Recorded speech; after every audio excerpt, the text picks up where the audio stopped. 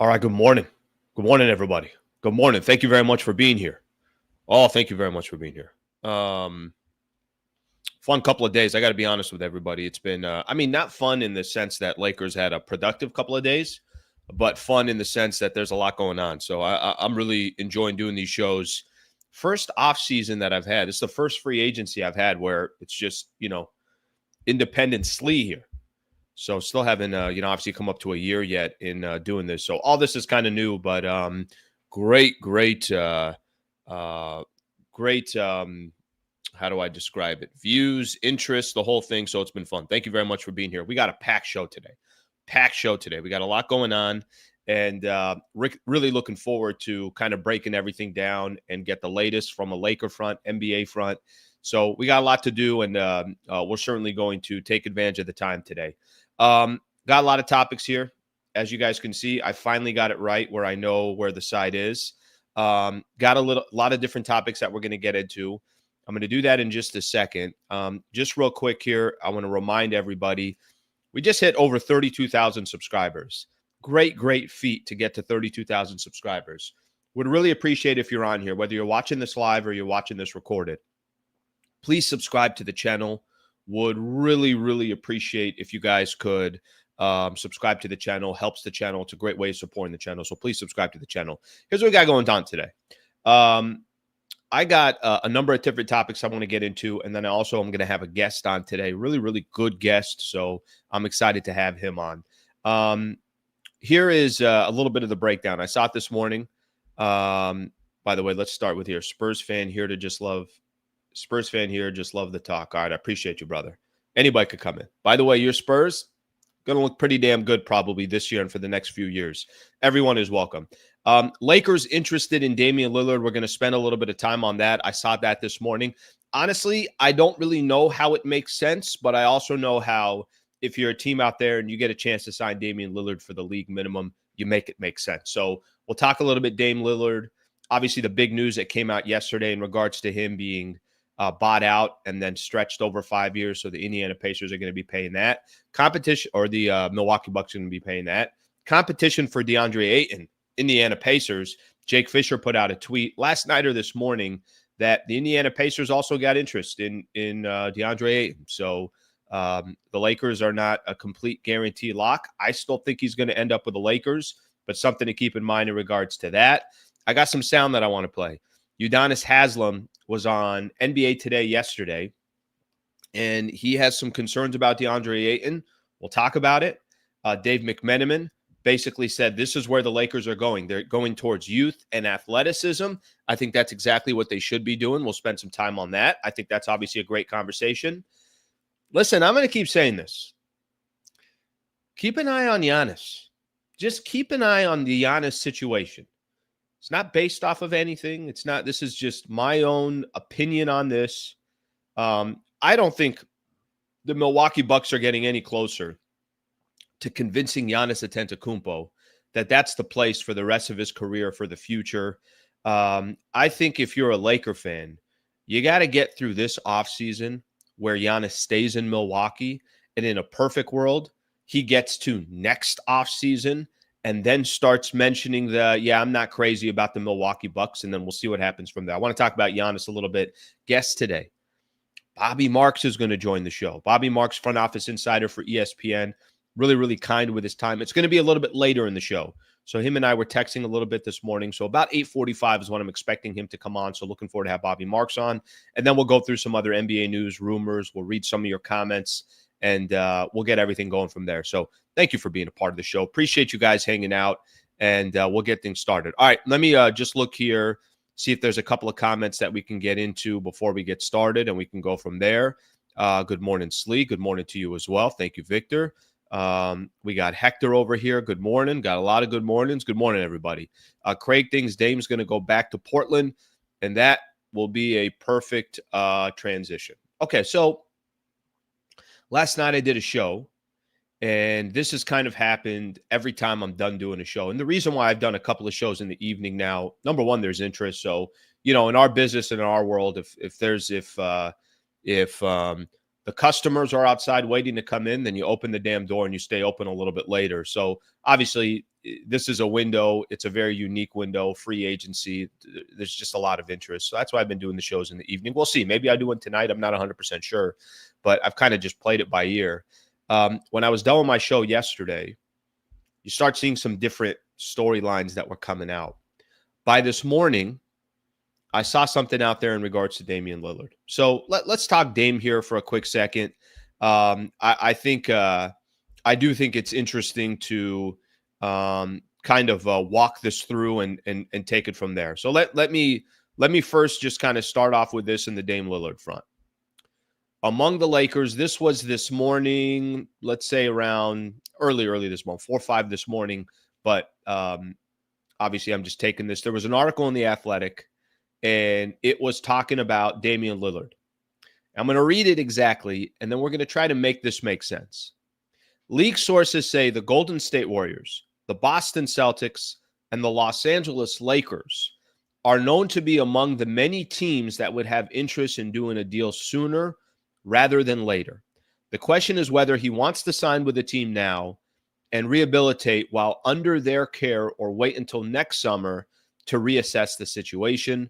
The Bucks, who have to operate with Lillard's money clogging their books for the next 5 seasons, are banking on this latest roll of the dice paying off. So that came from The Athletic. A few great journalists that are on there. A part of The Athletic wrote the story. Who was it? It was Eric Neem, Sam Amick, and Joe Varden, who were all part of that article. Lakers and Damian Lillard. I got to be honest. When that news broke yesterday, I never really associated the Lakers with Damian Lillard. I just didn't. He's going to be out probably a year. There were some speculation that I think from Lillard's camp that he thinks maybe he would be available for the playoffs. He's 34 years old now. I think by the time the season starts, 35. You got to figure, give him a year of rehab and everything else. You're basically looking at a 36-year-old Damian Lillard or someone who's close to 36. I think there's 2 ways to look at it. Number one, the first thing I would say is I don't think there really is a fit in regards to, hey, Dame, the Lakers and the Dame, this is a match made in heaven. It's perfect. It makes all the sense in the world. I'll give you an example. DeAndre Ayton to the Lakers feels like it makes all the sense in the world. Ayton to the Lakers, you're like, all right, Lakers need a center.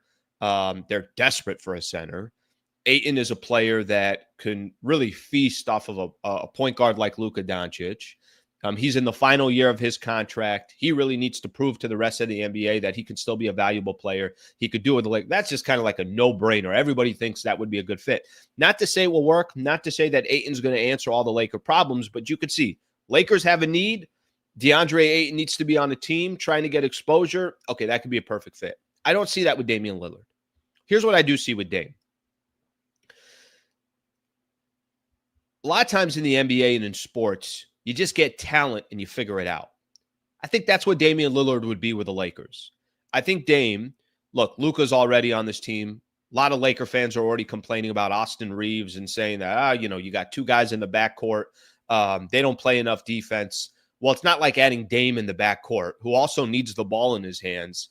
Or maybe, listen, who knows? Maybe at this stage of his career, maybe Dame doesn't need the ball in his hands as much and could just feast off of a guy like Luka. And we know that he's a clutch player. We know the bigger the moment is, it feels like Dame likes those moments. But the point that I think I'm making is, I think in the NBA, if you can just acquire talent, you get talent. And then if you could acquire talent because there's another team in the NBA paying $122 million of his contract, or $125 or whatever is left, well, you're also getting it at a very, very, very cheap price. The thing that I thought was interesting here is that many teams would have interest in doing a deal sooner rather than later. I think for the Lakers, there is a little bit. I'm sure the Warriors and the Boston Celtics, and go down the list. And why wouldn't there be 10, 12, 15 teams that are like, hey, we'd love to bring Damian Lillard in? Sure, of course. We're not paying for it. The Indiana Pacers are. Now, granted, whatever he signs with the Lakers or with the Warriors or with the Celtics, then the the Milwaukee Bucks can subtract that from whatever the total is that they owe. But he's probably going to sign for a league minimum.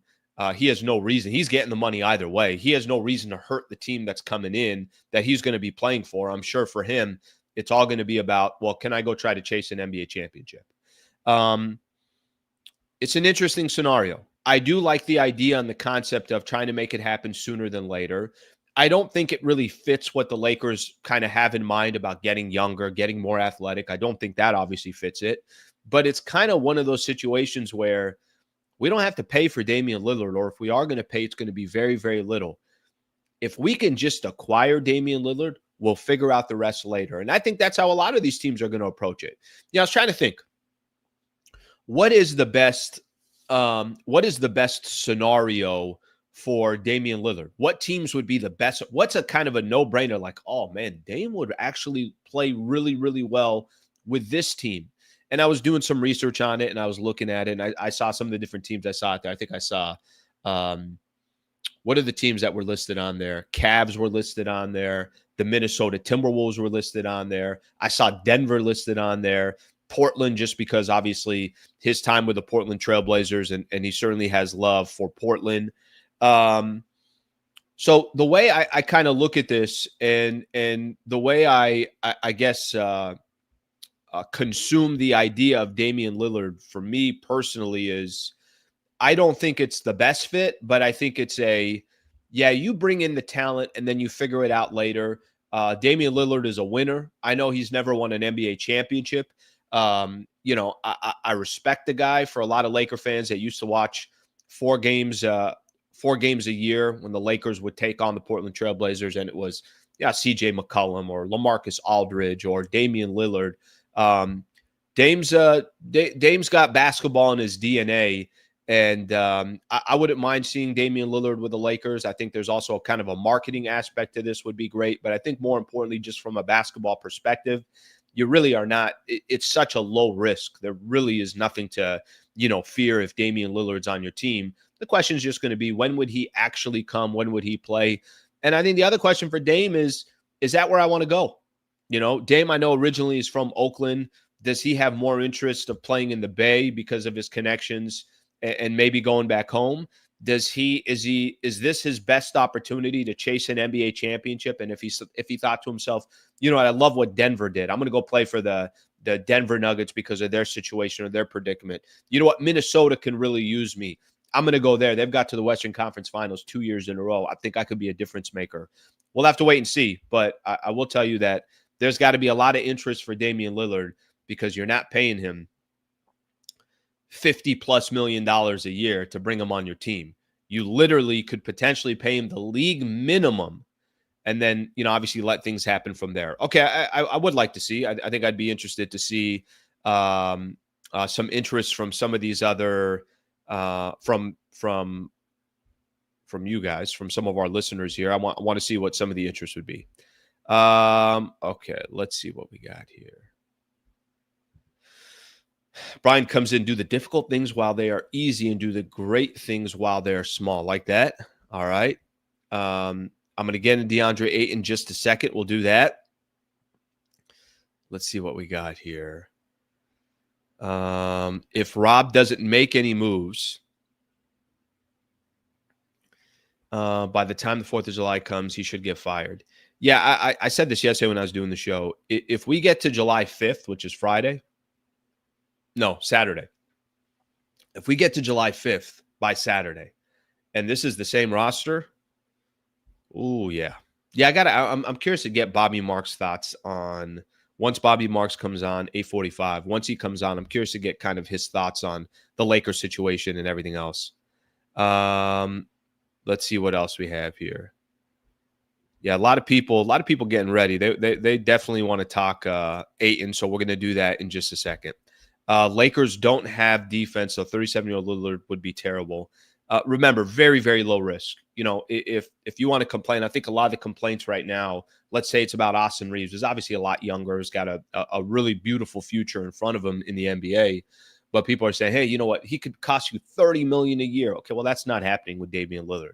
You look at LeBron. He's going to be 41. He's costing you $52 million. Okay, that's not going to happen with Lillard. So I think there's very, very low risk. I'm not sure that the fit is great. I'm sure that he could probably find a situation where his services are more needed somewhere else. But the story is that there was some interest potentially in obviously bringing Damian Lillard. Okay, if you guys got more on Lillard and you guys want to talk about Damian Lillard, feel free to put it in the comments. No problem. I'll get into it as the show goes. And then but I'm going to start moving on to some other topics as well. Seems like everybody is focused on Ayton, so we're going to do that. Before we do get into DeAndre Ayton, I do want to talk about Brad Wallace and the Wallace firm here real quick. Known Brad Wallace for about 5 years. Very appreciative of our partnership that we have. He's an injury attorney. They're located in Southern California, specifically in Encino, but they can help anybody in the state of California. I hope you never need an injury attorney. I get it. I understand it. This is not something that you think about every single day, but things do happen in life. And if something happens to you or a family member, somebody that's it's a wrongful death case, an injury, a serious injury, and you find yourself, you don't know what to do, or you're trying to help a family member and they seem stressed out, go to wallacewins.com/Sliwa. wallacewins.com/Sliwa. If you go to the website, you can get a free consultation. I'm more than happy to help anybody as far as introducing them to Brad Wallace. I was just at his studios on Monday, brought him on the show as well. Huge Laker fan. This is what he does for a living.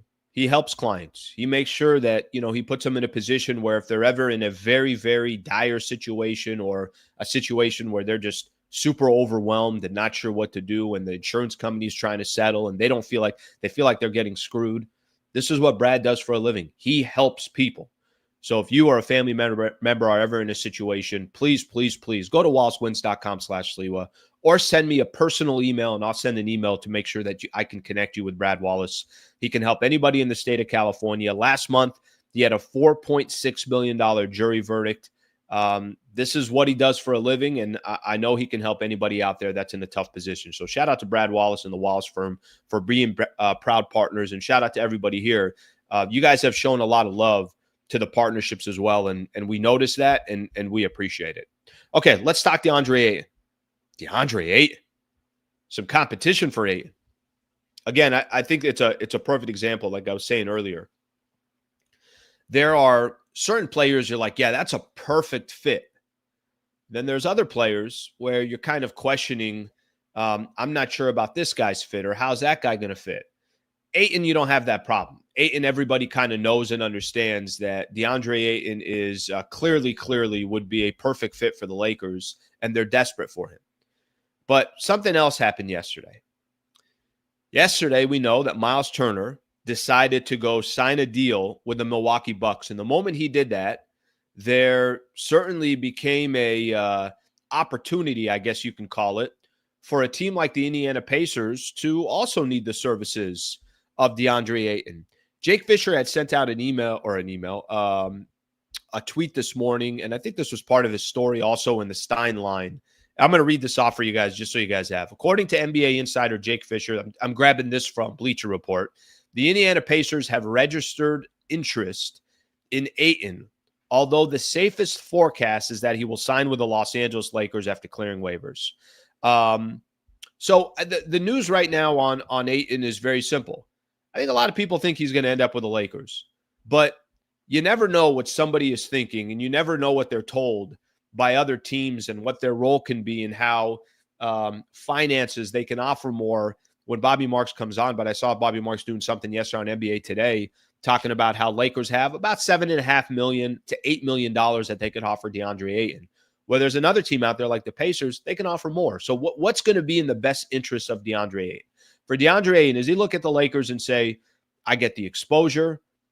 They're desperate for a center. I know I'm going to come in there and play 30 minutes a night. I get Luka Doncic as my point guard. He's going to set me up on a night-in, night-out basis. Or is he just going to say, nah, you know what? The East is easier. There is a clear path at least to be competitive in the Eastern Conference. The Pacers just got to the East Finals. Granted, they lost Miles Turner, so now there's going to be a lot of dependency on DeAndre Ayton. He might see that as an opportunity. Of course, Halliburton's not going to play all year. It's really going to come down to just the preference of DeAndre Ayton. Now, I got a difficult time believing that the Lakers have seen so many different players that have come or that there was supposedly some interest in coming to the Lakers. Brooke Lopez, Clint Capella, blah, blah, blah. Go down the list of all these players, and all of them chose other spots, and the Lakers couldn't land one of these guys, even though they're so desperate for a center.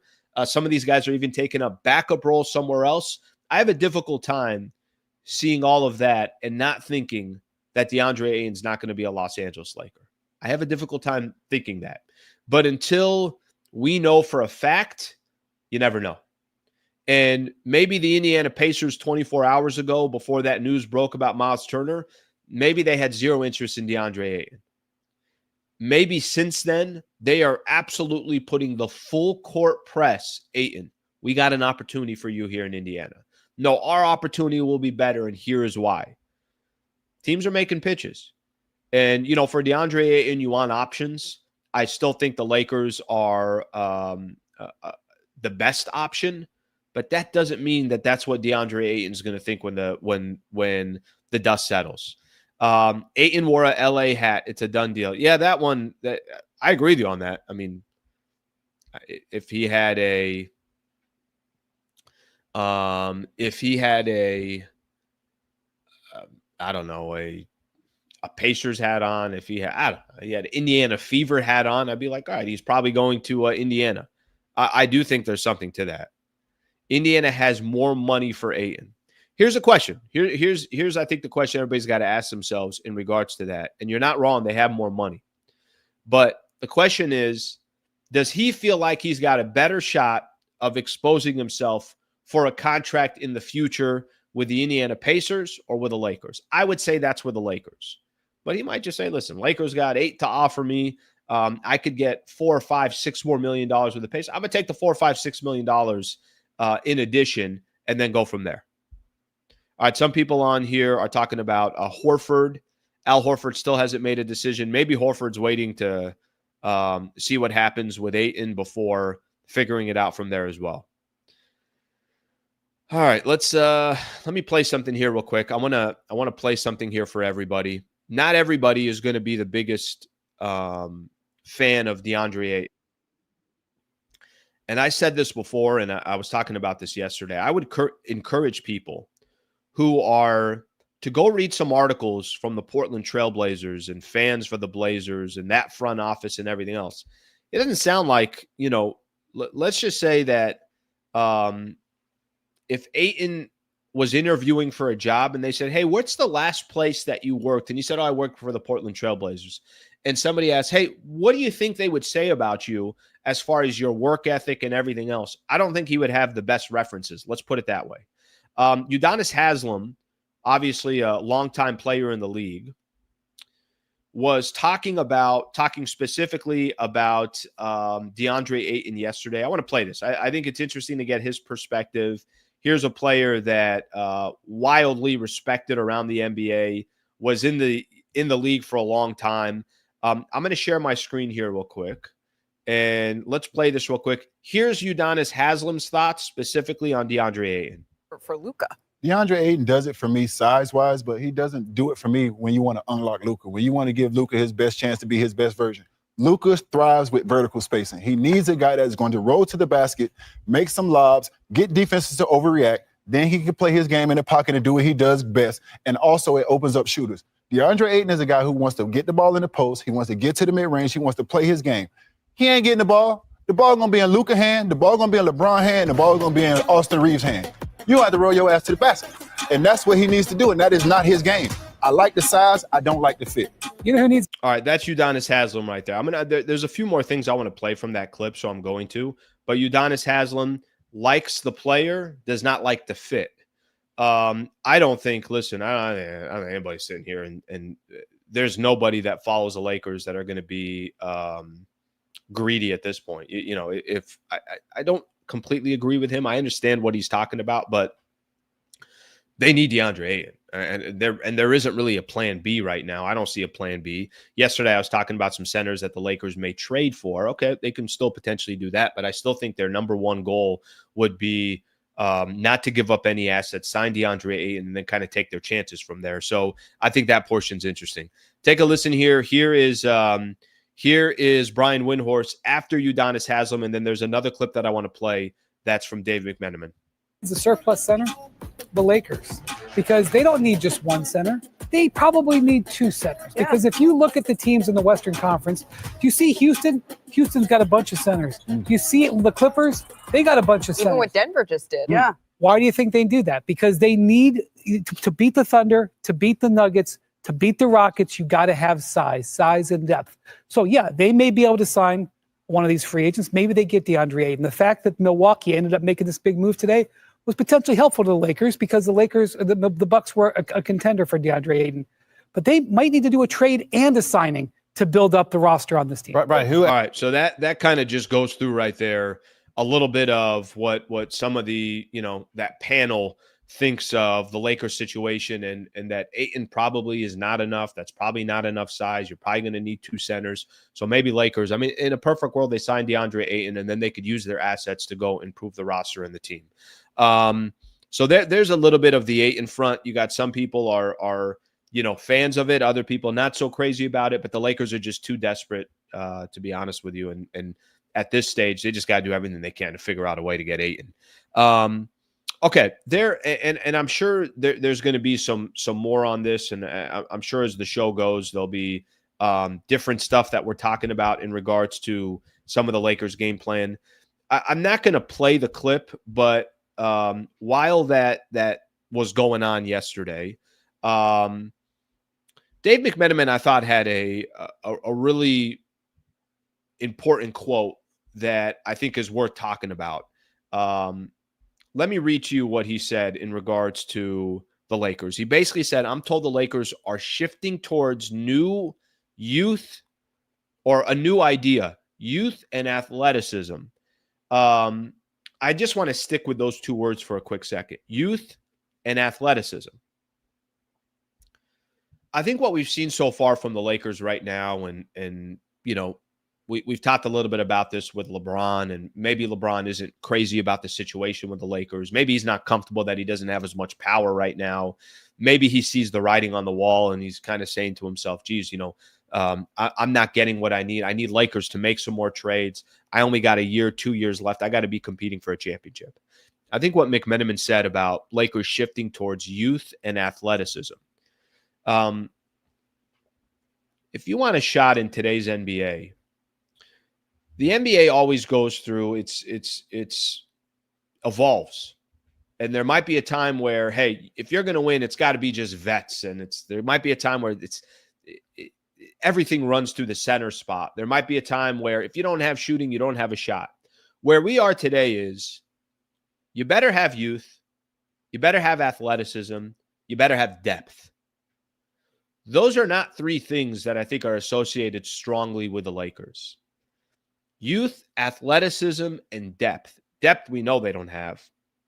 Athletes, I don't think Luka Doncic is known for his athleticism. That's fine. There's obviously known for many other things. Reeves is not going to be the most athletic players. Lakers don't have athletes. LeBron's 40. He's going to be 41. And youth obviously is somewhat of an issue. I do think grabbing Jake LaRavia and Austin Reeves is at a good age, and Luka's obviously at a good age. They're shifting towards the more youth movement. This is the spot that they're in. This is, I think, the Lakers are in their transition period, and they are trying to evolve on the fly. And it's probably not going to be perfect, and there are going to be bumps in the road. But the one thing that I will say, as quiet as this offseason has been so far, and this, I would say there's certainly a frustration because all these names are coming off the board and the Lakers haven't done anything. I did not mind the Jake LaRavia signing. I really didn't. I did not mind the Lakers moving up 20 spots to move up in the draft and get younger and actually draft a player and try to develop that player. I did not mind that the Lakers went away from Dorian Finney-Smith because he wanted 4 years and they'd have to pay him till age 36. There are some signs that I think does prove that the Lakers are saying to themselves, yeah, we are going to evolve.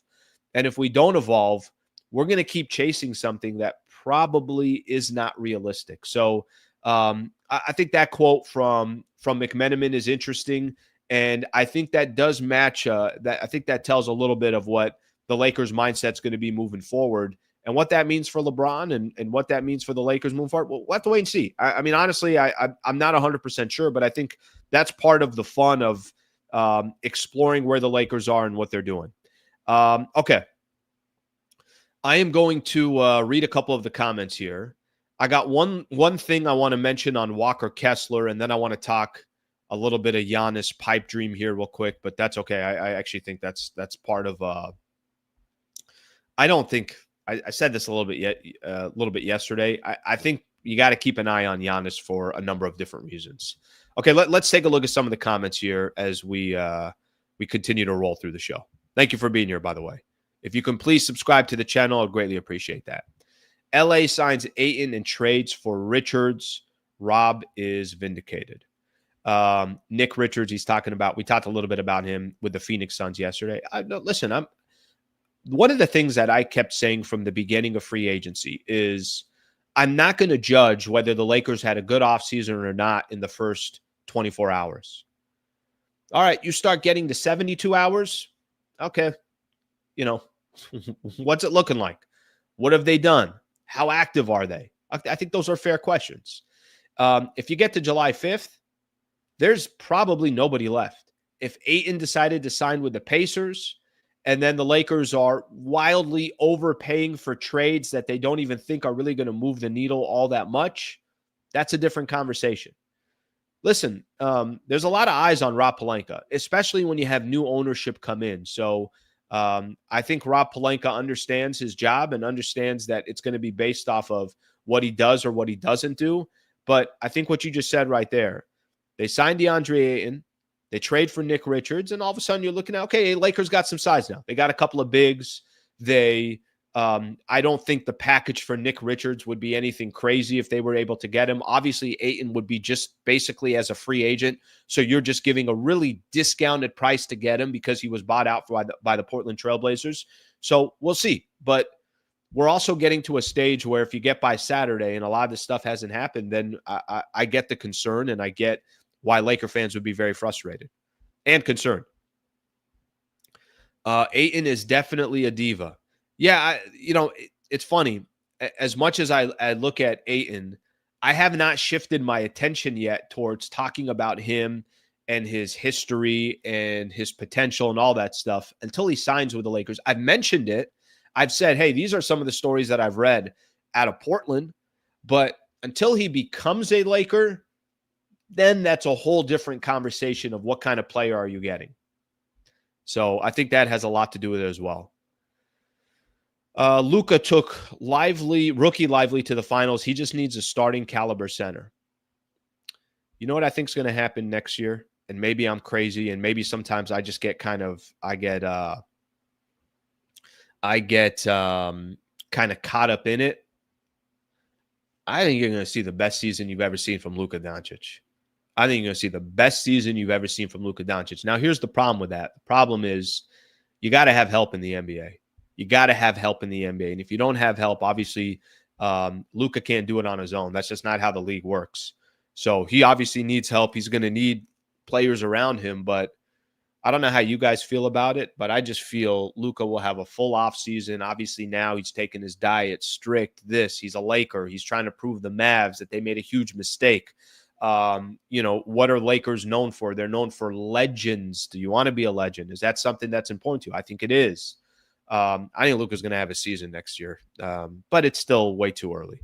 Lakers will lose Luka. I don't think that's going to happen. I genuinely don't think that's going to happen. I've said this. I spent a time on it on these last couple of weeks. I think Luka's here, and I think the Lakers will do everything possible to make sure that they're properly accommodating him. So that piece, I'm not overly concerned about. That's one man's opinion, but I don't think he's going anywhere. I think he's going to park as a Los Angeles Laker, and he ain't going to go anywhere.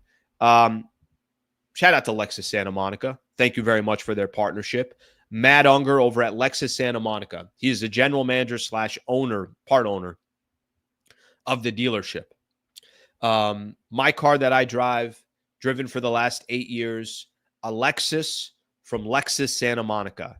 Let me tell you part of the reasons why I've been driving Lexus for over 15 years. You want quality, you're not going to get better quality. You want luxury, yeah, it's as beautiful as it gets. You want reliability, where you can take that car 200,000 miles, 250,000 miles. When I buy a car, I'm not trying to get a lease every couple of years. That's me personally. If that's something you do, all good. But I will tell you firsthand, if you've never driven Lexus or had a Lexus, you can make a good investment with Lexus. You can. I'm at 180,000 miles. This is my second straight Lexus. I don't see myself going to another model. They're just the best of the best, and you can really, really, really depend on them and know that they're reliable. Why you should reach out to Matt Unger over at Lexus Santa Monica. It doesn't matter the current situation that you're in. You're not happy with your lease. You want a new car, interested in the used market. Cool. They have a pre-owned lot right across the street. I really, really feel if you're in the market for a car, start with Matt Unger. Let him kind of guide you. The store's website obviously is lexussantamonica.com. If you want to reach out to him personally, tell him, Matt Unger. Send him an email, Matthew Unger at lacarguy.com. I was telling Matt, I'm like, Matt, listen, I'm putting out your personal email address there. He's like, that's fine. Somebody needs me. If I can help somebody, put them in touch with me. There's his email address. If you're in the market for a car, you're not really 100% sure what to do, or you have interest in Lexus, or you have interest in any model, and you're looking for somebody to kind of guide you in the right direction, go to Matt Unger. Thank you for their partnership here on the channel. Okay. Let me talk Giannis here real quick. I want to talk Giannis here real quick as we Bobby Marks probably in about 10 minutes is from a timing perspective. We should have Bobby Marks on in about 10 minutes. Keep an eye out for Giannis. It's the only thing I'm going to say. Keep an eye out for Giannis. Lexus is a luxury Toyota. Exactly right. You know what Toyota is known for? They go for a long time. Okay. Yesterday, there was a big move that went down, and Miles Turner signed with the Milwaukee Bucks. And they're bringing back a lot of players. Kevin Porter Jr. and Bobby Portis is going back. They lost Brook Lopez. They replaced him with Miles Turner. Does anybody think that the Indiana Pacers, because of the moves that they made in getting Miles Turner, that Giannis Antetokounmpo is now saying to himself, oh, I'm good now. Oh, I'm going to compete for a championship here for the next couple of years. Does anybody believe that? Because I didn't look at any of the moves that they made yesterday and thought to myself, or what they've made this offseason, and thought to myself, oh, this is a franchise that's cooking. They're ready to go. They're the Rockets, or they're Denver, or they're OKC. Nope, I don't see that at all. I see a franchise that's very, very desperate, trying to do everything they can to keep their superstar happy. And I don't think what they did over these last 24, 48 hours or in this offseason is a long-term path. They got to pay Dame dead money for the next 5 years. About 15% of their salary cap is going to go to Dame for the next 5 years. It feels like to me they're doing everything they need to do to keep Giannis happy. I don't think this would be my strategy. I would really try to get from Giannis, what do you want to do? Do you want to stay here, or are you looking to leave? But I will tell you this. If Giannis can stay on the Bucks for one more year, he's got a player option in 2027. He'll be on the final year of his contract next year, and then he could decide what to do.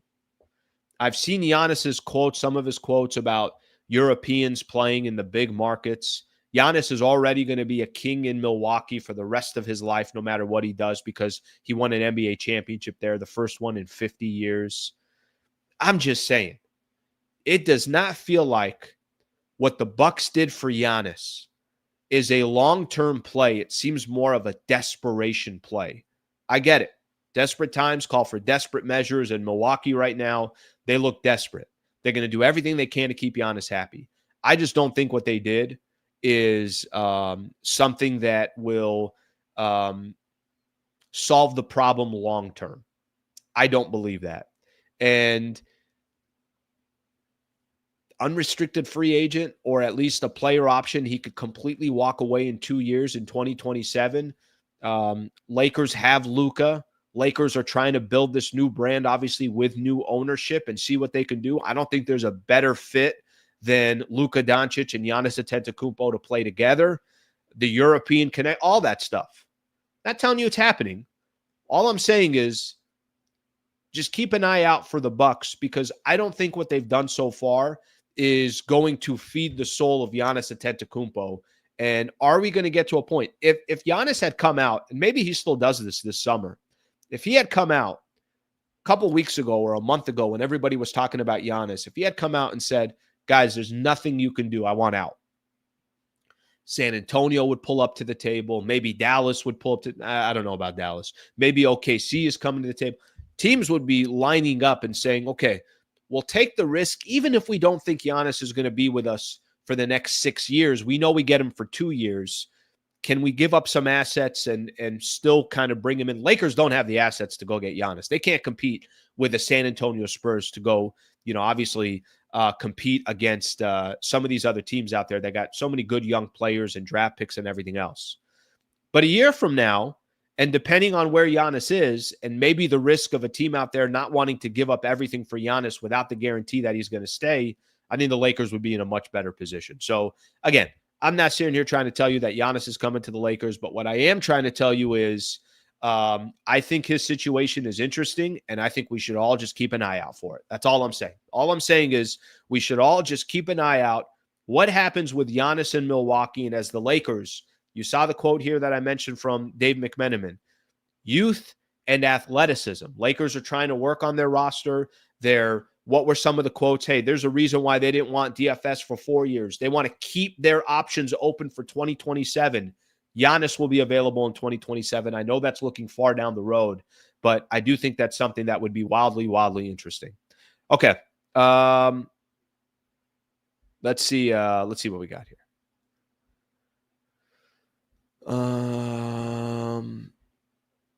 They're paying Turner $50 in a year. That's roster suicide. I'm going to tell you guys, and I said this yesterday, I don't understand the signing by the Bucks. I don't think Miles Turner is going to be the answer. And, frankly, I think there's a little bit of the Bucks. I don't know if I'm dead money 5 years for Damian Lillard. I'm probably holding on to him.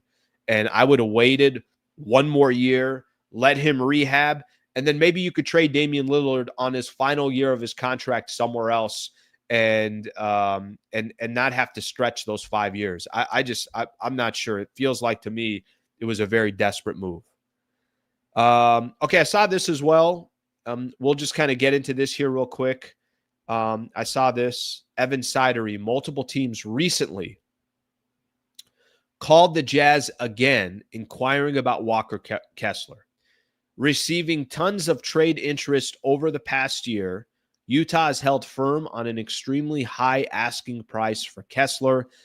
Kessler, who's extension eligible this summer, would fit on a ton of contenders. Doesn't it seem like he ain't going anywhere? I don't think he's going anywhere. Yeah, I think he's Walker Kessler is staying with the Utah Jazz. I don't think it doesn't feel like they have much interest in trying to trade him. I think making a deal with Danny Ainge always seems like you're pulling teeth.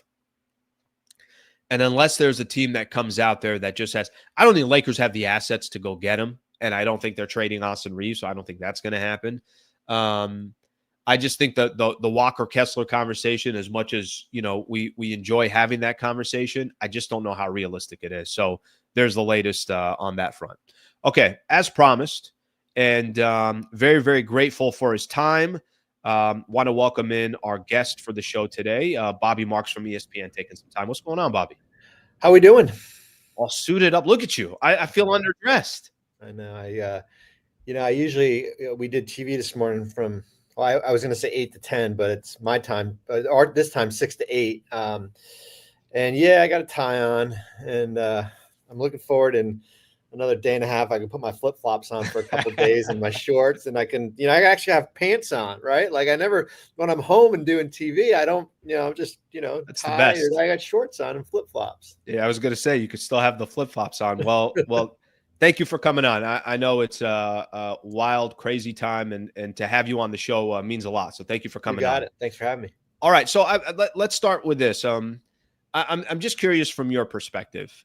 Here we are, Wednesday, July 2nd, and I know you know this, but sometimes a little panic from Laker fans when they feel like there's not enough movement.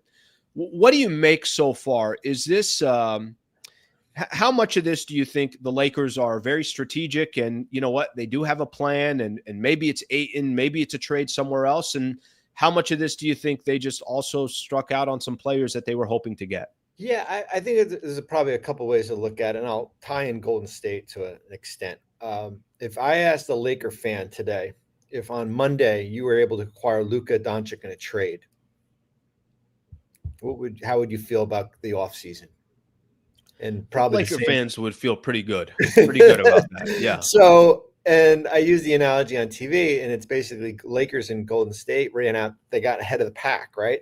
In February by getting Jimmy Butler and Luka, and they're ahead of everyone. Now everyone else is coming, right? They basically are lapping them a little bit here. And so I think from the Lakers perspective, your goal at the deadline was a center. We're 2 or 3 days into free agency. That has not happened. You got a nice wing in Jake LaRavia, who I really like. I mean, I think he can fit in well, but that's probably not the player everyone was thinking with regards to that. Deandre Ayton clears waivers today. We'll see what happens with him. Is he the permanent fix long term? No, but he's still a quality center here. I just think it's such. This is probably the first time I've seen such a unique position that a team is in, where you have one of the greatest players of all time, in LeBron, who's in the last year of his contract, and with LeBron, he's always had like a player option in year 2, right? I don't think we've ever seen him like in a with a. So you have that. So you're trying to win, right, LeBron? And then all of a sudden you make this trade. Now you got Luka, and he's your future, right? Like he's where you're going to build the roster around here, and you're trying to balance that where you're saying, well, we want to win now, but we don't want to give up the farm because what's going to leave us depleted next year if LeBron's not on this roster. And it's so you're trying to navigate that and have a balancing act. What they're trying to do, it's not easy, and it's why it's not easy because the West is so damn good.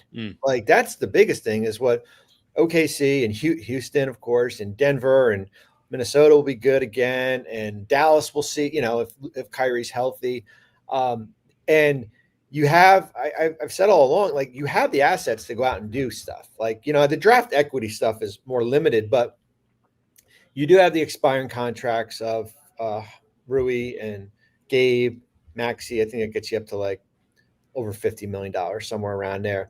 Now, the question this would be a question a Laker fan would ask is, would the Lakers go out and acquire a player that has that's owed money next year if it moves the needle a little bit?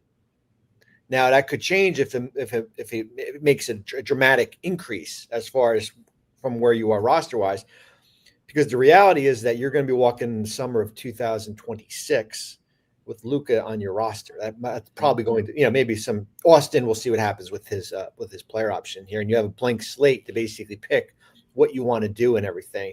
So it's not an easy position to be in, because as I said, you are balancing these two timelines with two different players here. It's funny. I think there is a little bit of if you're looking at it from a fan perspective, you just want to see action. Yeah. And you're saying to yourself, well, how come that guy chose that team? And, right. Wait, how come we didn't? I thought that guy was associated with the Lakers. And every fan base is probably doing this. I've said this, and I do think that there is a little bit of I'll use Dorian Finney-Smith as an example. I don't think it would have been smart for them to sign him for 4 years. And I think what you just said about Jake LaRavia, I agree with you. Look, cheap is that's not the right word. Yeah. But he is a cheaper, younger solution for the Lakers that will be on your books for 2 years, and it's $6 million a year. It feels like I'd rather have that contract and that player than Dorian Finney-Smith for 4 years. And the only other thing that I'll say is, and I'm not telling you, I think the Lakers are juggling, obviously, a lot of things. Yeah. There are so many good teams in the West. Is now really the time to buy and be ultra aggressive? I'm a little bit surprised that there aren't more teams in the Western Conference saying this is not the time to go compete against these other teams that you feel like there's a real gap against. Well, it's almost like when Golden State was so dominant in 2015, and really it was like Houston was like, well, we'll compete, and everyone else was like, wait a minute, like let's wait until the dust settles. You have to have, what Milwaukee did was in a 1-year window. You have to have a 3-year window as far as how you see how this roster wants to be built. Milwaukee basically took the 3-year window and threw it out the window at the window. And with the Lillard wave and stretch, where they're basically, hey, we'll worry about years 3, 4, and 5 down the road. Who cares? There's $23 million counting against the cap. We're trying to appease Giannis. We're trying to get the right players and everything like that. And listen, if the Lakers wanted to do that and take Rui, Gabe, and Maxey and stretch their money out over the next 3 years, they probably could have had $30 million in cap space. I don't know for who, but then we get to next year and you're like, man, I wish we could go sign that player. We got $10 million in dead money sitting here. So it's like, like you have to have like a vision as far as how you want to build it. Like you could do short-term moves, but like Mike Dunleavy, the GM in Golden State, made a great quote, and he says, like, yeah, we have the options to go get draft picks and stuff like that, but the worst thing you can have, or you can have, is when you don't have options anymore.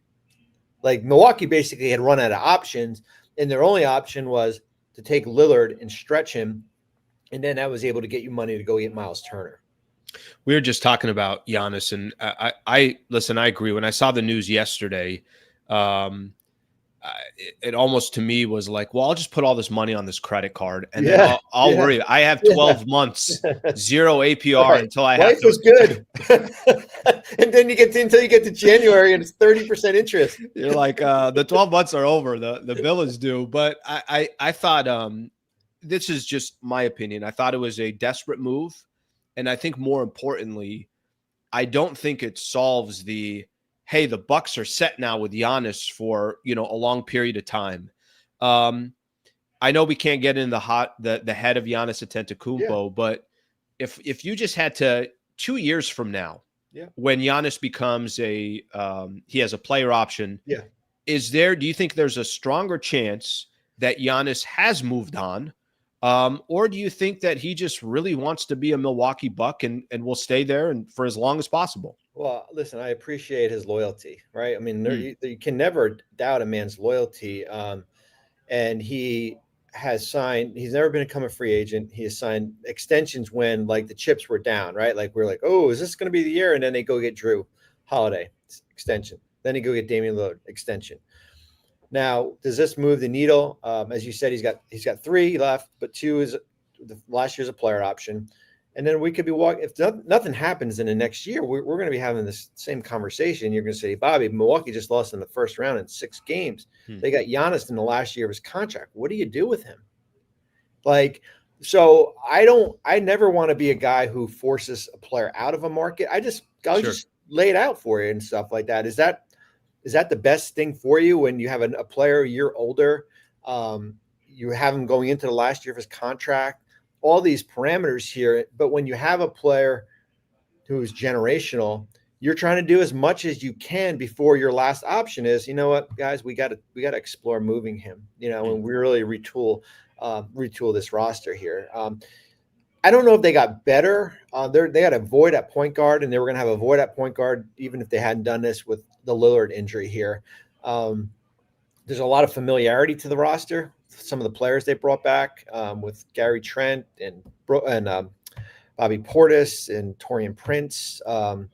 There is a feeling there that how they lost to Indiana in the first round, that they're on par with some of these teams that I don't know about New York or Cleveland, but they're in the mix right now. As far as like, hey, we just need the status quo and we need to tweak some things to our roster, and we could be up there in the top 5. We're going to wait and see if that's the reality.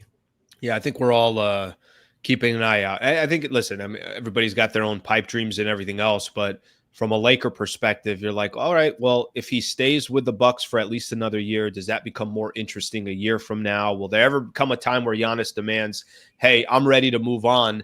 And what would that look like for the Lakers at that point? We know they're trying to give themselves flexibility. Let's put it that way over the next couple of years.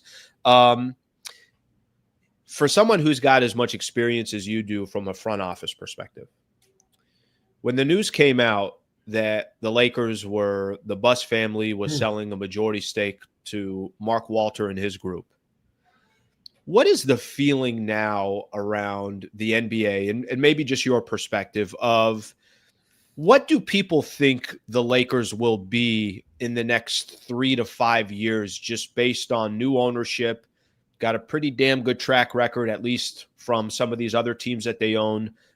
What's your thoughts on kind of the big picture from that perspective? Yeah, I mean, I went through 3 ownership changes in New Jersey / Brooklyn. All 3 were different. The first one was a local, who we called them the Sea Caucus 7. They were local businessmen who owned the team, and they all couldn't make the right decision together.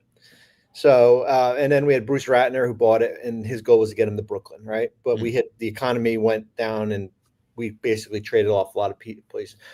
I think it's similar to when Mikhail Prokhorov bought in 2010, but the rules are now are a lot different than they were in 2011, where you could really just go out and try to outspend teams.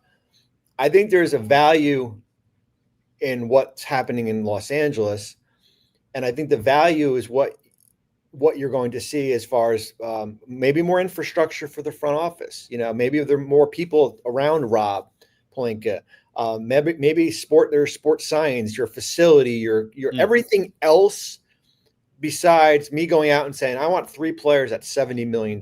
Like, the rules have leveled the playing field. I don't care if you're Steve Ballmer or, Joe Lakeup or Mark Walter, right? Like, I don't like how they've run the Dodgers from a roster standpoint of adding players and blowing through the luxury tax. You can't do that here. Like, that's just the reality of it here. You have to make really good decisions. You can have 2 main guys. You can have your 2 A-level guys, but you have to make really smart decisions as far as who roster spots 3 to 14 are going to be. I do think there is an impact when it comes to free agency and from a recruiting standpoint, where you get yourself in front of these players and say, like, you're showing them your portfolio, and this is how we've built a championship team with the Dodgers and all your other other things that you have. So there is value as far as from a new ownership group, as far as the amount of resources that they can provide financially. But from a roster standpoint, like, it's the rules are the rules, right? Like, you can't, go out and, just go get guys. Like, we watched the situation in Phoenix. Perfect example. It was great. Sure. Like, listen, Bradley Beal, Kevin Durant, Devin Booker, what could go wrong, right? We'll just grab a bunch of minimum guys. And it was like, whoa, when it doesn't work, it's like even Boston for an extent. Like, we thought that team was going to be a dynasty. And then you're going to face a $500 million payroll, and Tatum gets hurt. And now all of a sudden this team changes the dynamics here. So you got to have shrewd management. You've got your personnel department is high priority from a college and pro perspective, because you're looking for under the radar guys. Like, I don't care when teams say, well, we only have the veteran minimum exception. Well, I've seen like players get signed who have actually been pretty good because they've identified talent for the system here. And the same goes with the draft here. So I think that's the biggest thing for me as far as when you go through an ownership change, as far as the resources that person can provide. It's going to be paramount that they understand the rules. Like, that is the most, like, whether, be Rob or Jeannie or, when they're sitting down and they're explaining, like, this is what we can do, this is what we can't do, and have them an easy comprehension as far as how this works as far as from a roster building standpoint. Bobby, 2 more for you, and then we'll very appreciate the time, and just want to hit on one that will be Lakers related, and then one just Western Conference. Sure. What have you made of since Bron signed his extension, and just kind of a lot of background noise? Let's put it that way. What do you make of that entire situation? And I'm curious just how I was listening to you on Dan Patrick. I think it was yesterday. Yeah. And I guess from a Laker perspective, how they juggle trying to appease LeBron, but also knowing that there's a big picture in play. Yeah, well, I drew the ire of some people on Monday when I said, and it's funny, I think I got aggregated by my own company when I said that there was no trade market for him, but they didn't get the other part of it, right? Where I said, and here's why, right? Like, here's why, because he has a no trade clause and he's 40 and he's on an expiring contract, and how the roster rules work, teams would have to trade like 5 or 6 players and for 1 year of him. Like, it's not great business to do that. I think it's interesting, he opted into that contract and he had every right to do so. And sure. He should probably be making $100 million, sure, right? As far as what he's done. But when you opt into a contract, you do lose some leverage as far as what happens next here, as far as what happens with the roster. I do think it's different than maybe 5 years ago if they were putting pressure on Rob. Because as I said, we're kind of in this 2 timeline here where we're trying to win now, but we're also trying to have the flexibility in the future and not make short-term moves and everything like that. I'm expecting him to be there for the whole year. Now, the question is, what happens if this team doesn't get off to a good start, or if we get to, I don't know, February and it's your 500? Like, that's probably a question for that. People were throwing out, well, maybe he'd want to do a buyout. Like, for the Lakers, there's no rhyme or reason why, like, that doesn't benefit him. Because you do a buyout doesn't automatically get you a $40 million player to replace him. You had the non-tax mid-level with a buyout or without a buyout. Like, it doesn't matter. And I think people forget this was a good team last year.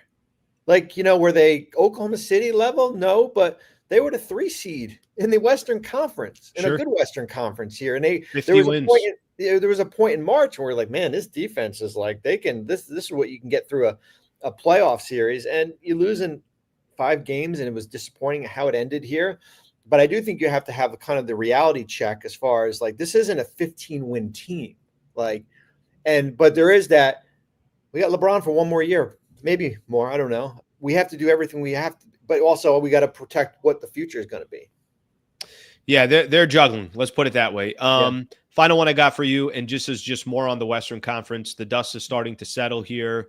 Top 3 in the Western Conference, if you had to kind of put those top 3 teams, and where do you feel the Lakers kind of fall into the mix right now in the West? Yeah, I mean, certainly Oklahoma City. Anytime you can return all 15, which is or 14, is a unique position to be in and win a championship here. I think Houston, we forget they were the 2nd best team last year, and then they go out and get Durant, Finney-Smith, Capella, and they bring back most of their core.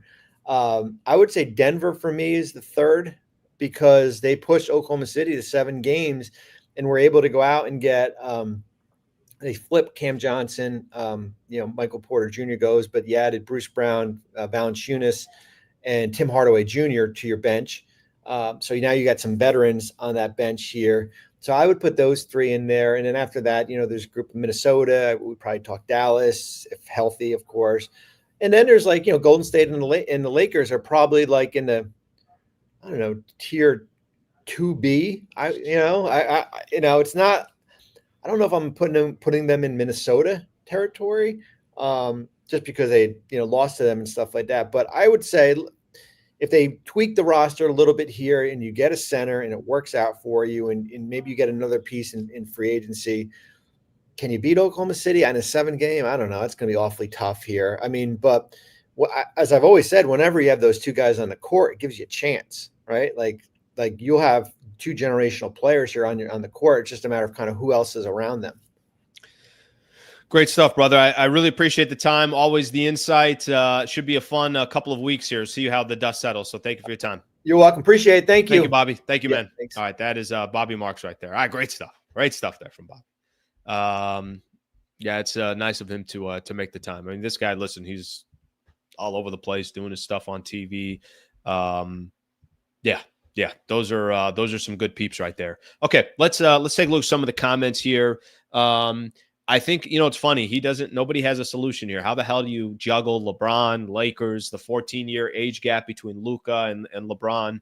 I think it's all going to get played out. Obviously, there's not going to be any buyout or anything along those lines.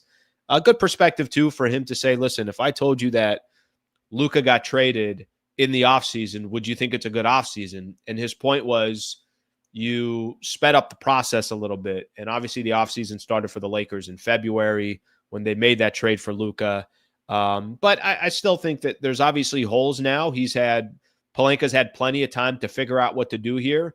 And now you got to go make some moves. So we'll see what happens from here. All right, let me look at a couple comments here. I do have a couple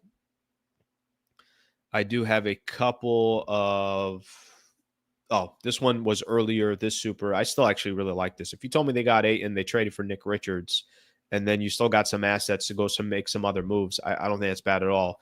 LA Lake Show, thanks for the great content, everything you do. Appreciate you, brother. Member for 4 months right here. Thank you very much, brother. I appreciate that. Let me actually put a link here. If you want to be a member, an MVP member, would greatly appreciate that. By the way, everyone who is members are just straight up supporting the channel. That's all it is. If you want to support the channel, it's $3 a month to do so. And I just put a link in the description. Would love for as many members as possible. Okay, let's look at a couple of the comments here.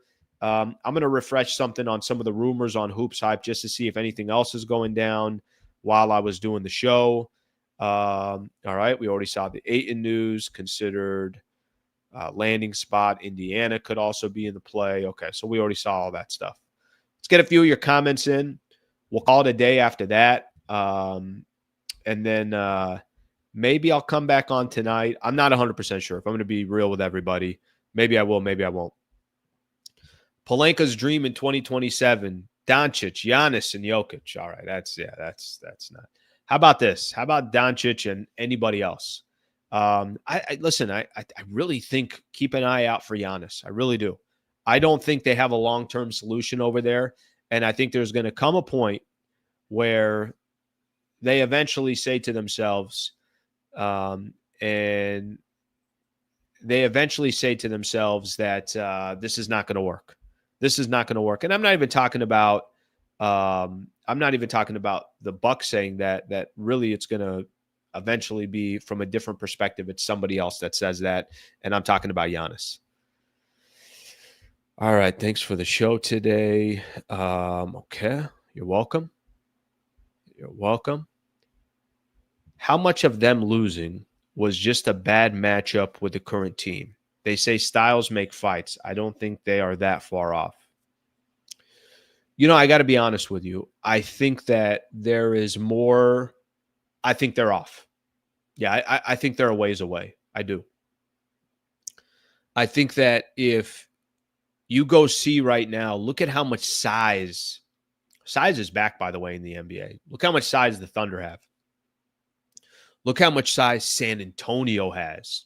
Look how much size Dallas has. Look how much size the Houston Rockets have. I don't think you're hanging with any of these teams because you don't have the size. So go get size, go figure out that portion. And I still think if they do all that, I still think they're, probably the 5th best team in the Western Conference. But you have to at least address that. And listen, I get where the Lakers are. It's not a desirable place to be in, but you got to think kind of big picture for the Lakers right now. I don't think anything's going to happen overnight. The Wolves too. Wolves, obviously the size there. Remember where everyone kind of went to a point where they thought that size wasn't that big of a deal? Now look what's happened in the NBA. The Houston Rockets don't need any more bigs, and they went and got bigger. The Clippers, they got Ivica Zubac. They put Brook Lopez now on the bench, that 2-year, $18 million deal. They got bigger. You need size in the NBA. And I think more than just size, you need the flexibility. You need the, hey, I could go too big. Hey, I could actually go small. I think that's what you need. And I think for the Lakers right now, they are so desperate for size. And you're looking at some of these other teams, small ball dead. You might be right there. That's what I think would hurt the Warriors. Obviously, that hurt the Lakers. If you do not have some real size right now in the league, I think you're going to struggle. I got to give a shout out here. Durant, I mentioned if people want to become a member, Duran signs up. Thank you, Duran. That means a lot, my brother. Thank you for being a member. Welcome. Welcome to the crew. Welcome to the crew. All right, let's get a few more comments in here. I want to see, because sometimes when I'm doing the show, things go down or somebody says something on Twitter. And, I always it's tougher when you're doing the show live. But just taking a look if there's anything here. All right, doesn't look like anything on Twitter. I was also clicking on Hoops Hype to see if anything was going down there. So I don't think I see anything there as well. They're still talking about the rumors, like I mentioned earlier, about Damian Lillard potentially, interest, or Lakers having interest in Damian Lillard and everything else. All right, my people. Fun Wednesday. Phenomenal show. Really, really, it's a fun time of the year, and really enjoying how busy the channel has been and how busy it's been with some of the chats and everything else. May do a show tonight, like I mentioned. Let's kind of see how things play out. If it's the same storylines that I talked about today and nothing else really happens, I probably won't do a show.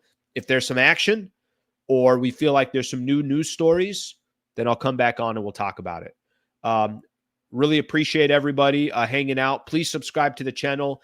Shout out to Bobby Marks in his freaking crazy busy schedule, deciding to come on and hang out with me on this channel. I used to always have Bobby Marks on Lakers Talk when I was at 710. So shout out to him for doing that. I really appreciate that. Thank you to Brad Wallace and the Wallace Firm. Thank you to Lexus Santa Monica. Thank you to everybody here. Shout out to our new member as well, like I mentioned. Shout out to Duran. Hope you guys have a great rest of your day. Have a great morning, and we'll try to hook up potentially tonight, depending on what happens around the league. Thank you, everybody.